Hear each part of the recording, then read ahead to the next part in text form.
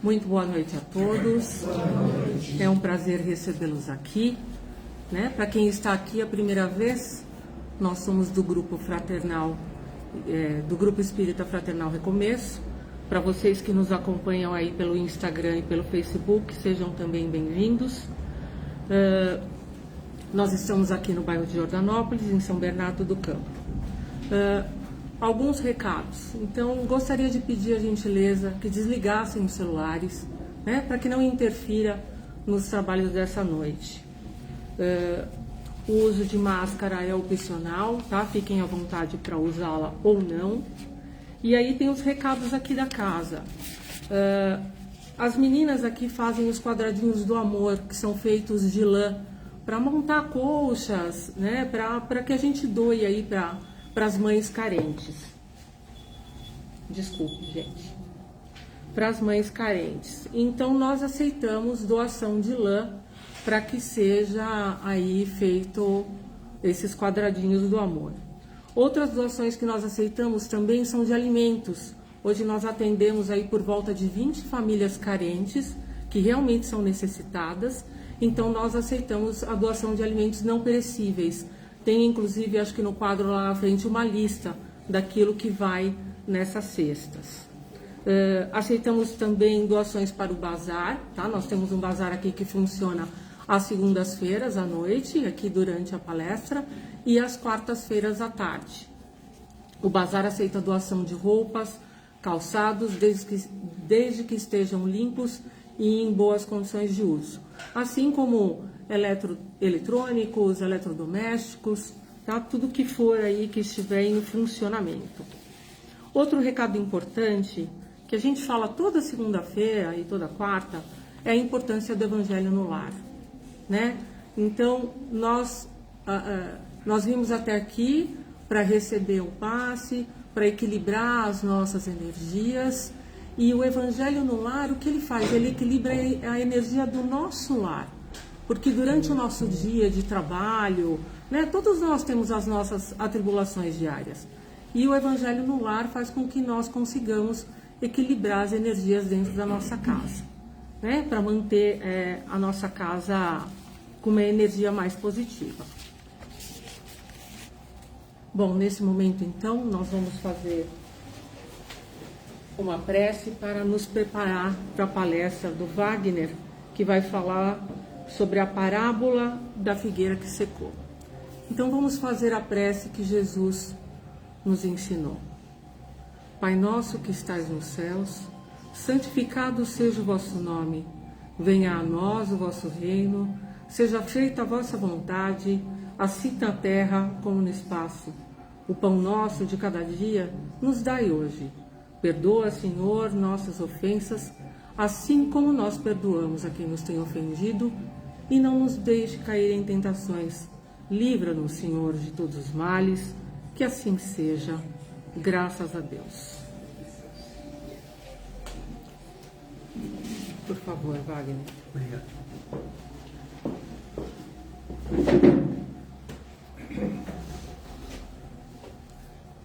Minhas irmãs e meus irmãos em Jesus Cristo, muito boa noite. Boa noite. Que cada um de nós se sinta envolvido pelo Mestre Jesus Cristo, no calor do seu amor, na luz da sua paz, e que todos permitamos, do fundo do coração, que Ele seja para nós o caminho, a verdade e a vida. Essa parábola, que foi citada, a parábola da figueira que secou, ela é um dos itens do capítulo 19 do Evangelho segundo o Espiritismo. Capítulo este cujo título é A Fé que Transporta Montanhas. Existe um ensinamento de fé nessa parábola, a respeito de fé nessa parábola? Certamente, senão Kardec não teria separado essa parábola para esse capítulo. Mas tem até mais do que isso. Até mais do que isso. E é uma daquelas parábolas que são meio esquisitas, sabe? Se a gente olha e vai tentar entender simplesmente ao pé da letra aquilo que é dito, e não concebe, não pré-determina para nós mesmos, que as parábolas de Jesus, elas não são para ser entendidas ao pé da letra. né? Algumas são bem mais tranquilas, mas essa aqui é uma delas que não é nada tranquila para entender ao pé da letra, né? A postura dele, por exemplo, ele, o Mestre Jesus, é algo que, quando a gente olha assim de forma imediata, fala, nossa, por que ele fez isso, caramba? Pobrezinha daquela figueira, né? Mas o problema é que, a questão, na verdade, não é problema, né? A questão é que, quando ele conta a parábola, ele não está falando da figueira. E é essa que é a questão. Toda parábola tem um conjunto de elementos. Alguns elementos são os símbolos que ele usa para descrever, mas por trás dos símbolos está aquilo que ele quer que a gente associe para poder entender a parábola, que é o tal do simbolizado. Então, muitas vezes ele fala, a parábola do semeador, por exemplo, ele fala de semente, ele fala de terreno, mas o símbolo é a semente. O simbolizado da semente é a palavra de Deus. Então, a gente tem que encontrar essas referências para poder aproveitar bem aquilo que ele ensinou com tanto carinho, com tanto amor, como o Aidaro lembrou, né? Ele veio para cá e ele não precisava ter vindo. Ele não precisava.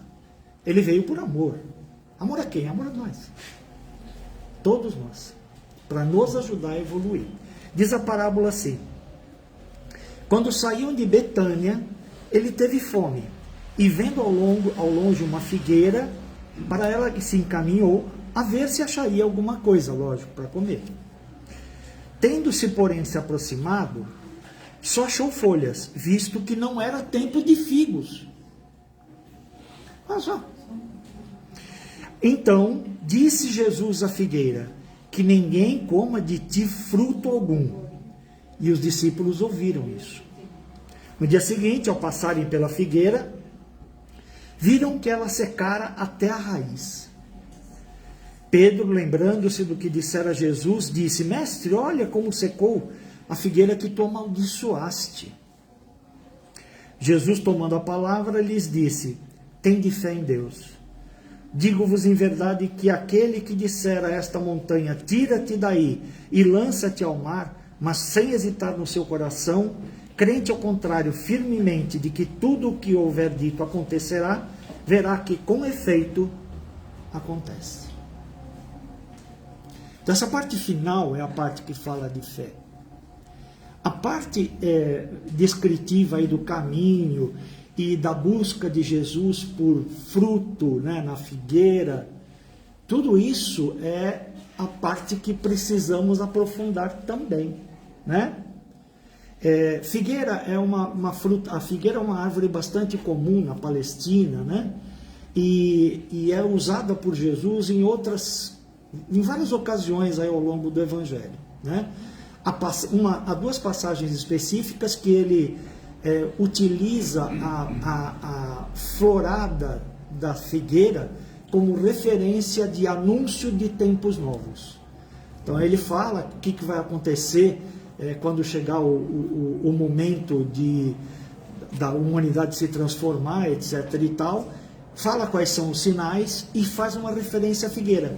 Ele diz, assim como vocês sabem que quando a figueira começa a se cobrir de folhas é porque o verão está próximo, quando as coisas que eu disse começarem a acontecer, creiam que está próximo também o tempo da mudança, né?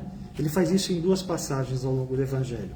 Tem uma terceira parábola, mas que a gente não vai aprofundar, lógico, não é o foco, que o dono do terreno lá tem uma figueira plantada na vinha dele, ou seja, plantação de vinho, de uva, mas ele tem uma figueira plantada lá. E ele chama o capataz e fala assim, tira essa figueira daqui, porque há 2 anos que ela está aqui, ela nunca deu fruto. Então tira para aproveitar o terreno de forma melhor.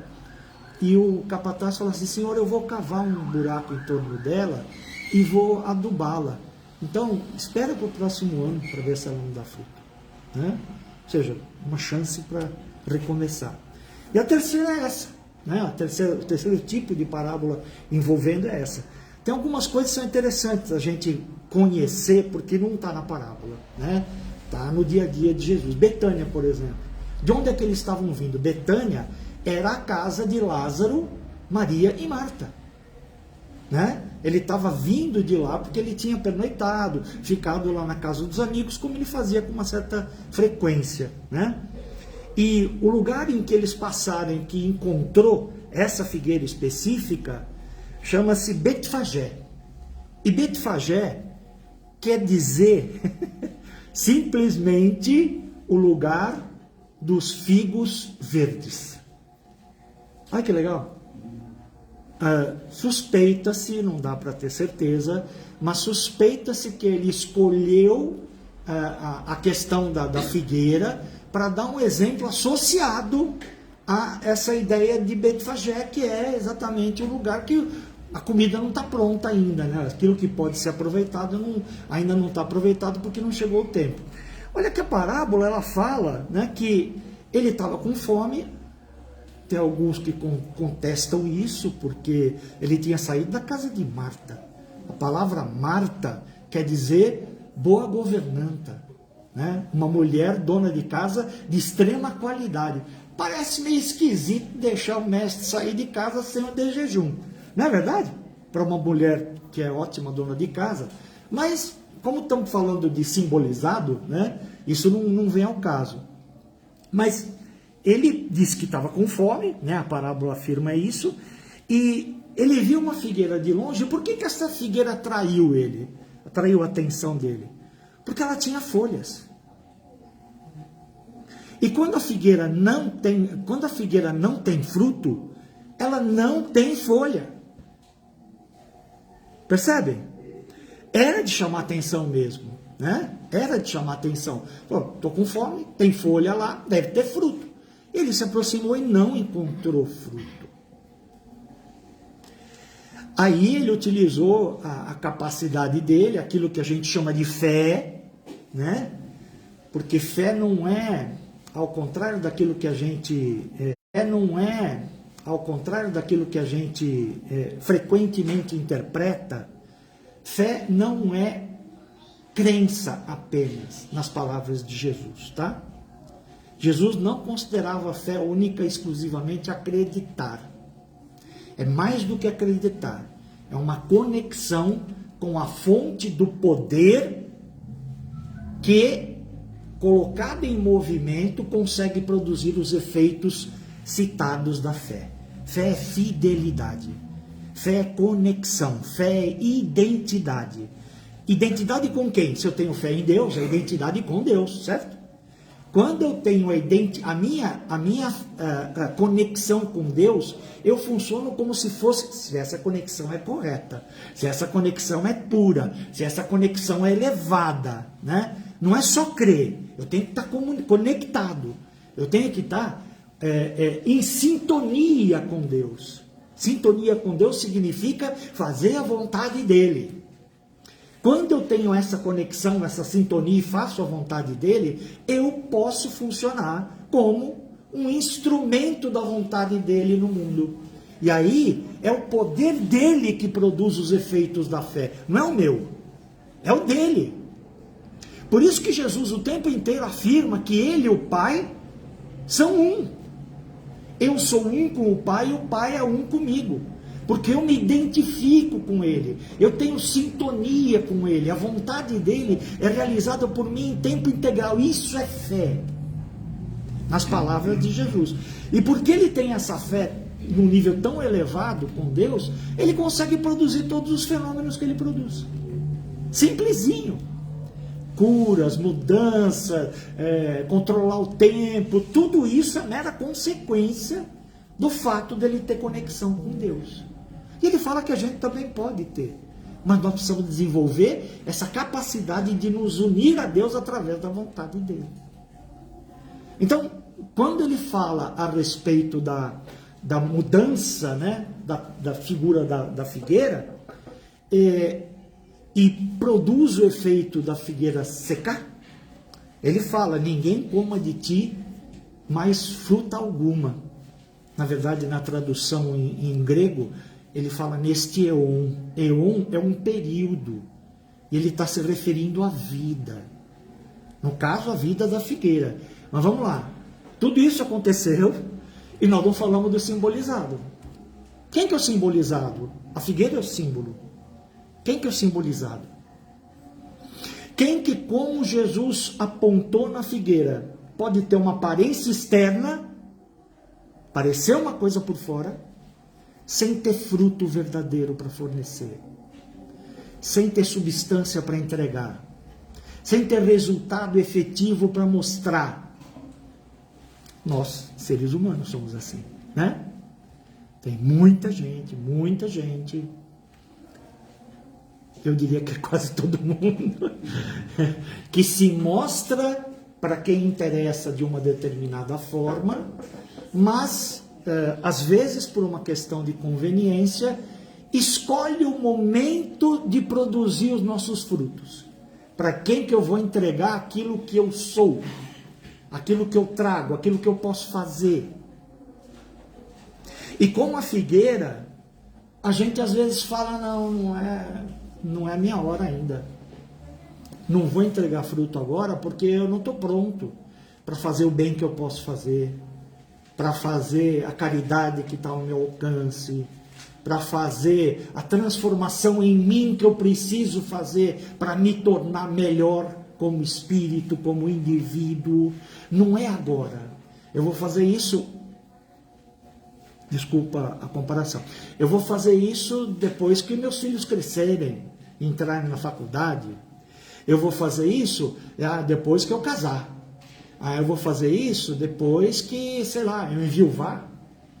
Eu vou fazer isso. E a gente vai estabelecendo momentos em que a gente pode fornecer os nossos frutos, os nossos dons, as nossas dádivas. O que Jesus quer mostrar aqui é que aquela figueira que somos nós,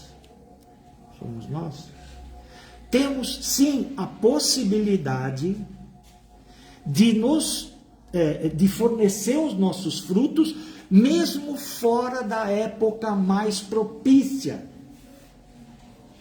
Quando a gente escolhe a época propícia, a gente de vez em quando trabalha bem nesse momento, tá? Vou chutar um exemplo bem espírita aqui. Eu vou na casa espírita toda sexta-feira, tá? E toda sexta-feira eu dou aula num curso de introdução à doutrina espírita. Esse é o meu momento produtivo.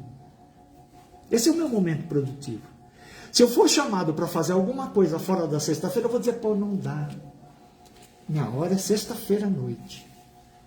Agora eu não vou poder explicar para você coisa nenhuma, porque agora eu estou trabalhando, agora eu estou, descansando, ainda não é sexta-feira. Eu começo a colocar obstáculos à minha possibilidade de fazer o bem. Está dando para entender? Isso é extremamente humano. Ninguém está dizendo que isso é catastrófico, mas é humano. O que Jesus quis dizer com essa parábola é exatamente isso. A figueira, ela não tem jeito, ela não tem alternativa, né, de produzir fora da época. Mas o que Jesus alerta é a questão da aparência, né? Parece que tem conteúdo. O normal para uma filha da natureza, como é o caso de uma figueira, é não ter folha enquanto não tem fruto. Né? Não ter folha. Inclusive os figos nascem, em alguns tipos de figueira lá, os figos nascem ainda estão sem folhas, mas eles estão completamente verdes, não estão desenvolvidos, não têm a mínima condição de serem consumidos. À medida que o tempo avança, à medida que eles vão amadurecendo, as folhas vão aparecendo.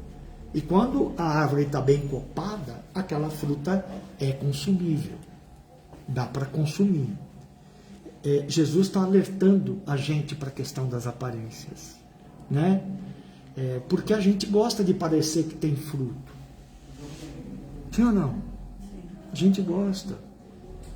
A gente gosta de parecer fecundo, produtivo, capaz de fornecer os nossos dons o tempo inteiro, se for possível. Pelo menos a gente gosta de parecer assim. Mas a gente não trabalha assim. A nossa natureza hominal, a nossa natureza humana, nos permite sim fornecer o tempo inteiro aquilo que nós temos para fazer de melhor. O tempo inteiro. E como isso depende única e exclusivamente só do nosso livre-arbítrio, Jesus está chamando a atenção para a necessidade da gente moldar o nosso livre-arbítrio para oferecer o nosso melhor o tempo todo, se for possível. Para não ficar só na questão da aparência. Para nos exercitar. O Evangelho segundo o Espiritismo, na passagem específica dessa parábola, Kardec depois comenta a respeito dos médiuns, a respeito de quem trabalha na doutrina especificamente como médium, mas isso vale para todos nós. Para todos nós. Façamos o que façamos no nosso dia a dia, dentro e fora da doutrina. Os médiuns, eles são, como diz Kardec aqui, eles são tipos de, como intérpretes dos espíritos, eles suprem, na verdade, a necessidade dos espíritos de órgãos físicos, os espíritos desencarnados, né, para serem efetivamente úteis, para que os desencarnados sejam efetivamente úteis para ajudar aqueles que precisam aqui na Terra, aqui no mundo, que estão encarnados. Então, um médium, ele é um intérprete dos espíritos, fornece o próprio conjunto do corpo dele para que os espíritos possam se manifestar, seja através da escrita, da fala e por aí vai. E para que isso? Para alimentar a humanidade de bens espirituais. Trazer as bênçãos da espiritualidade para a humanidade necessitada. É como se fosse um alimento mesmo. É como se fosse um alimento. E é necessário que esses médiuns estejam, e todos nós, né, por consequência, que todos nós estejamos imbuídos da necessidade de fazer o nosso melhor para ajudar aqueles que precisam. No caso dos médiuns, essa a mediunidade é um dom espetacular, né? É algo que é fornecido para as pessoas para que elas possam realmente ser úteis à humanidade. Ser úteis, trazer o conselho, trazer a iluminação, trazer a capacidade de funcionar como uma minimizador da dor que a pessoa sente em função de estar conversando com uma pessoa querida que fez a passagem antes dela. Então, assim, é uma atividade extremamente importante, que não é conveniente, segundo as palavras de Kardec aqui, que ela seja mal utilizada. Infelizmente existem médiuns, não estou falando que dentro da doutrina espírita, mas médiuns tem fora da doutrina também, tá certo? Está cheio. Todos nós temos algum dom mediúnico. A possibilidade de utilizar isso está tanto dentro como fora da doutrina. Alguns se deixam levar pela possibilidade de, através da mediunidade, terem resultados financeiros particulares para beneficiá-los. Chico Xavier escreveu mais de 400 livros e nunca se apropriou de 1 centavo da venda desses 400 livros, que venderam milhões de cópias. Milhões de cópias. Mundo afora. Se ele ganhasse R$1 para cada livro, R$1, não é mais do que isso, certamente ele seria multimilionário. Fácil. E deu no que deu. Porque ele levou a mediunidade a sério, ele não se apropriava de nada. Não é isso que acontece como regra. Tá certo? Não vou nem citar nomes aqui. Não é isso que acontece como regra. Dessa forma, é necessário que a gente se lembre de trabalhar o nosso melhor, porque o nosso melhor é um dom. Falei dos médiuns, mas todos nós temos os nossos dons, que a gente pode ajudar aqueles que vivem conosco através desses nossos dons. O que Jesus chama a atenção nessa parábola é: vocês, seres humanos, não são plantas. Vocês têm livre-arbítrio. Vosso livre-arbítrio tem, em princípio, tem o poder de permanecer que vocês sejam produtivos, de permitir que vocês sejam produtivos fora das épocas mais convenientes para vocês. Fora dos momentos em que vocês se sentem melhor. Fora dos instantes em que vocês se sentem mais à vontade. Não é em princípio algo que a gente deva fazer para nós mesmos, estabelecer esses padrões. É nos colocar à disposição. Nos permitir auxiliar o tempo inteiro, se for o caso. Fazendo de nós e dos nossos dons objeto a favor da humanidade. Porque senão, sabe o que acontece? E a doutrina espírita explica isso com toda clareza. Quando a mediunidade não é bem utilizada, ou não é utilizada com o potencial que ela tem para funcionar a favor daqueles que necessitam, ela, como outros dons, é tirada do médium. A figueira seca. E nunca mais volta a ter a possibilidade de produzir fruto. A pessoa perde o dom. E mesmo depois que se arrepende, etc. e tal, neste éon, neste período, nesta vida, não consegue recuperar.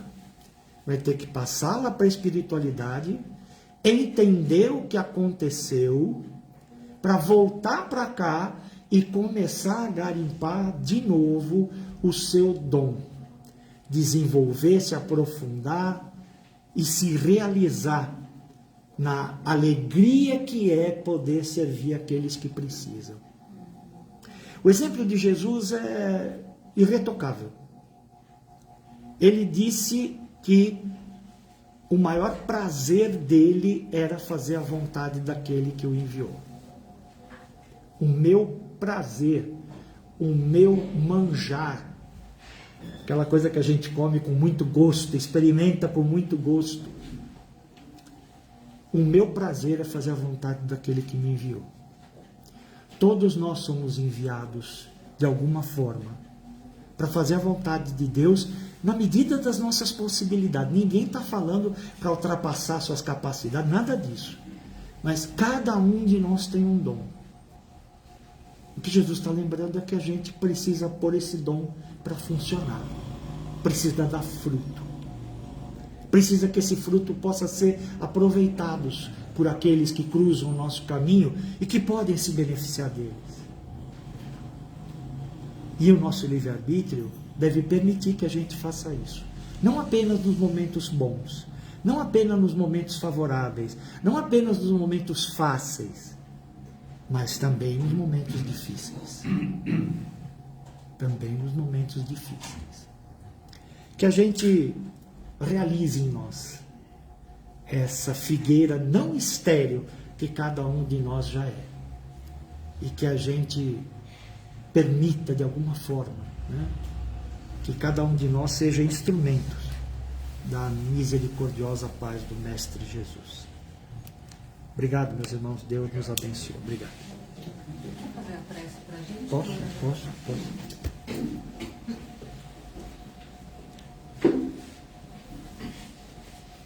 Vamos então, mais uma vez, elevar o nosso pensamento ao nosso Mestre Jesus Cristo, na certeza de que quando 2 ou mais estiverem reunidos em seu nome, Ele está presente. Mestre amado, tua presença entre nós é a garantia da nossa alegria profunda, intensa. Desejamos sinceramente que os teus ensinamentos, os teus exemplos, as tuas palavras, as tuas parábolas, possam realmente, mais do que tocar as nossas mentes, possam realmente tocar o nosso coração. E que façam o seu trabalho bendito, seu trabalho divino, de transformação da nossa intimidade, da nossa individualidade. que nos transformemos no caminho da evolução, que nos auxiliemos uns aos outros nos momentos de dificuldade, que coloquemos à disposição uns dos outros os nossos dons cruzados, elaborando dessa forma uma trilha de luz na nossa vida, para que possamos um dia estarmos localizados a tal ponto de elevação que possamos, como tu mesmo nos afiançou, ver a Deus, que possamos ter de Deus uma experiência direta, que possamos ser para Deus instrumentos da sua vontade aqui ou onde quer que seja. Muito obrigado, Mestre, e que possamos sempre aproveitar aquilo que aqui temos e buscamos. Graças a Deus.